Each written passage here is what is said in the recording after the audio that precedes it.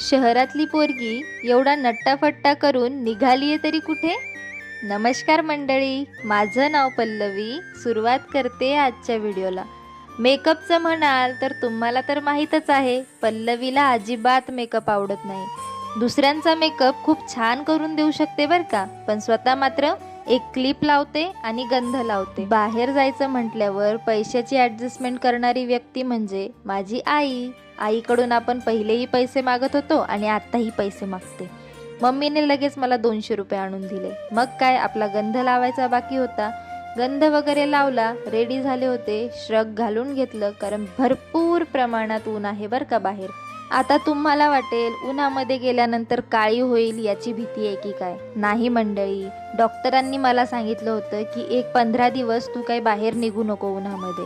पण तरीही मी बाहेर चाललेली होती, म्हणून एवढी पॅकपुक होऊन चाललेली होती. का? अहो, मला चिकन पॉक्स झाले होते, विसरलेत का तुम्ही? तयार झाली, थोडी मकडली, थोड्या उड्या मारल्या. त्यानंतर लक्षात आलं पाणी बॉटल घ्यायची राहिली.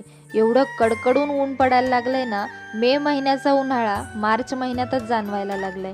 अशा कडक उन्हाळ्यामध्ये आपल्या गरिबांचं फ्रीज म्हणजे आपला माठातलं पाणी पिल्याशिवाय पोटच भरत नाही बघा. बॉटल भरली, बॅग मी आधीच रेडी करून ठेवलेली होती. आता मी निघालीये कुठे हे सांगते.